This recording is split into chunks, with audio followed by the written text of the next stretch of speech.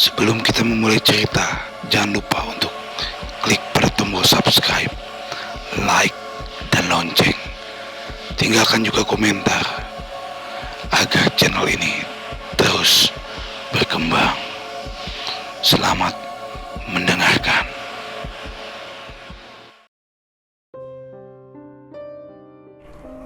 Urban Legend, si manis jembatan Ancol. Mendengar kata Ancol, kalian pasti langsung mengasosiasikannya dengan pantai, taman hiburan, serta akuarium terbesar di Indonesia. Ancol memang bisa dibilang sebagai gudangnya wisata bagi masyarakat Jakarta. Apalagi dengan banyaknya acara seru dan promo yang kerap dihadirkan di Ancol.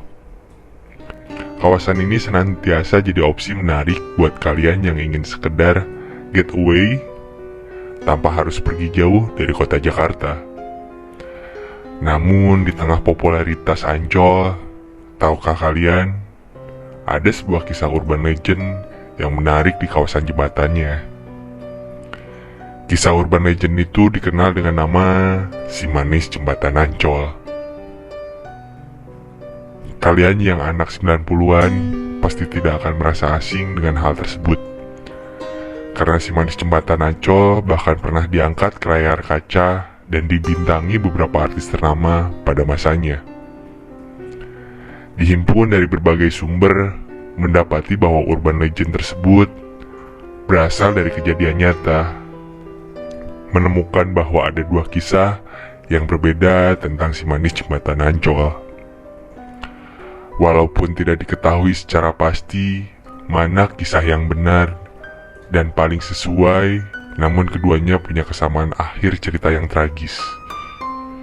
Dalam versi yang pertama, pada awal abad 18 ketika Jakarta masih dikenal dengan nama Batavia, seorang perempuan muda berusia 16 tahun bernama Mariam ditemukan terbunuh di kawasan Ancol. Mariam dikenal sebagai gadis muda yang cantik dan molek. Ia bekerja di rumah pedagang tua yang kaya raya yang telah beristri.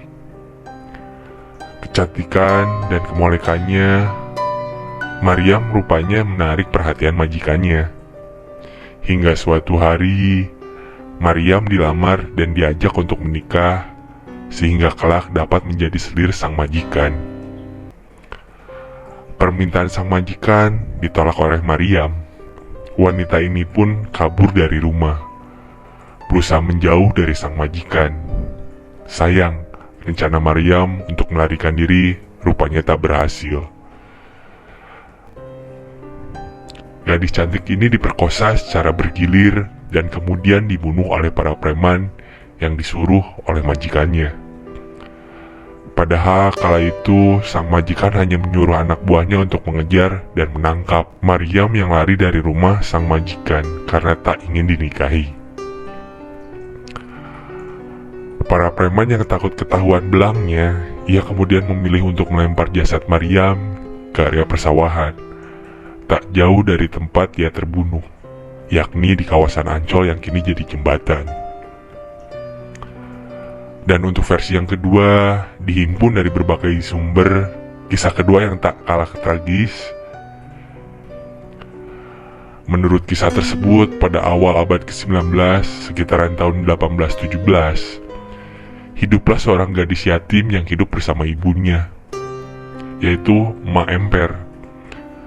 Mak Emper dan anaknya, Siti Ariyah, tinggal di suatu paviliun milik seorang juragan kaya.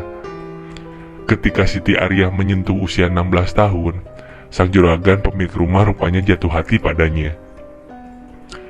Ia berniat menikahi Siti Ariyah dan menjadikannya sebagai selir. Ariyah yang menolak permintaan sang majikan kemudian melarikan diri.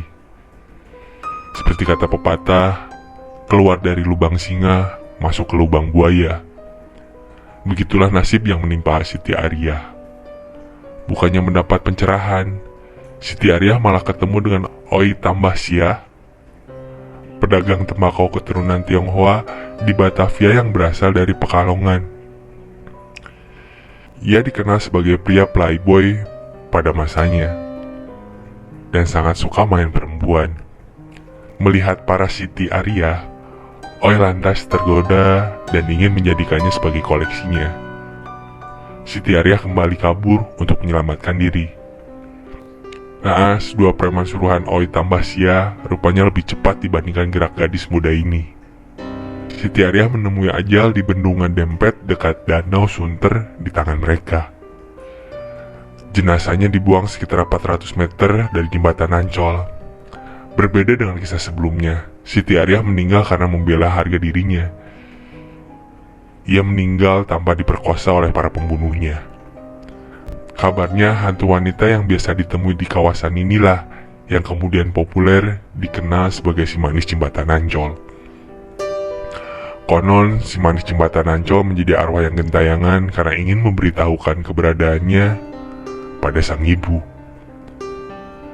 Sementara Oi tambah Sia akhirnya meninggal dengan cara digantung oleh Belanda di Taman Fathahillah, Jakarta Utara. Ia dihukum gantung karena ketahuan memiliki banyak kasus pembunuhan. Salah satunya adalah membunuh ipar kandungnya sendiri yang bernama Sutejo. Oi membunuh Sutejo karena cemburu melihat kedekatan Sutejo dengan sang istri, Mas Ajeng Gunjing.